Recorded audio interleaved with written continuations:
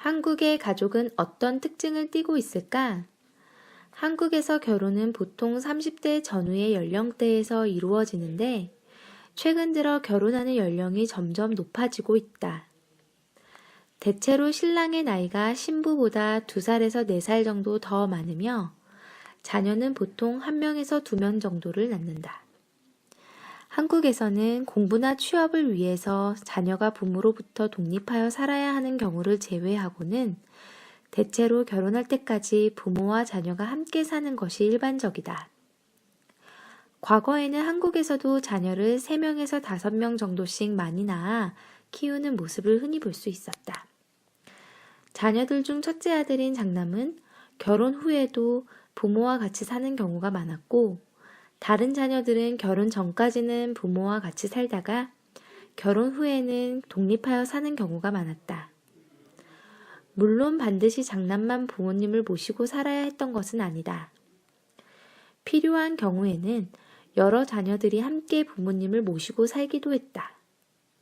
그래서 한 집에 조부모, 부모, 자녀 등 여러 세대의 가족이 같이 모여 사는 대가족 형태를 많이 볼 수 있었다. 그런데 산업화가 빠르게 진행되고 큰 도시에 회사와 학교 등이 많이 생기면서 취직이나 공부 등을 위해 일찍부터 부모와 떨어져 생활하는 자녀들이 많아졌다.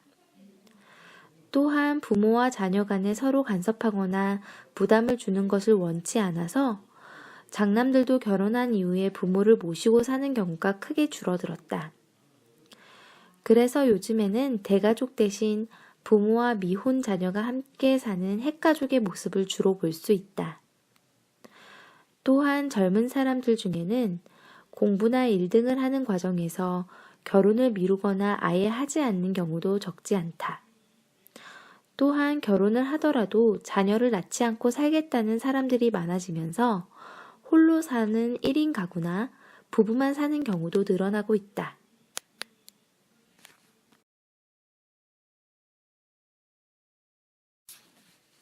한국의 가족은 어떤 특징을 띠고 있을까?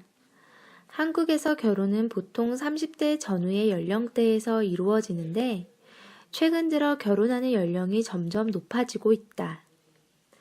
대체로 신랑의 나이가 신부보다 2살에서 4살 정도 더 많으며, 자녀는 보통 1명에서 2명 정도를 낳는다.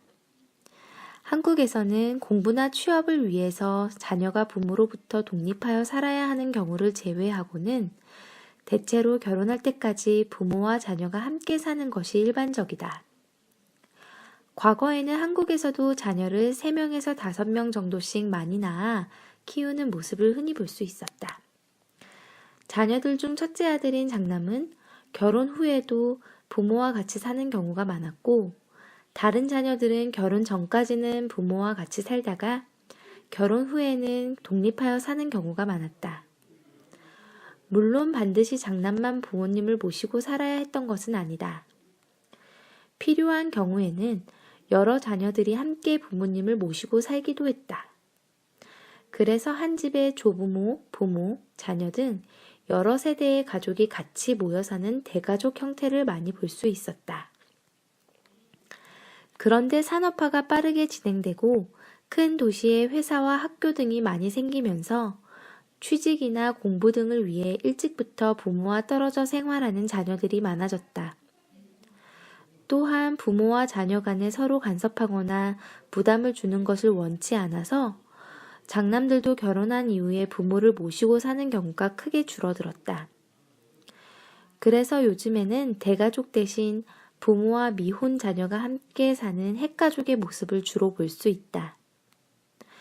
또한 젊은 사람들 중에는 공부나 일 등을 하는 과정에서 결혼을 미루거나 아예 하지 않는 경우도 적지 않다. 또한 결혼을 하더라도 자녀를 낳지 않고 살겠다는 사람들이 많아지면서 홀로 사는 1인 가구나 부부만 사는 경우도 늘어나고 있다.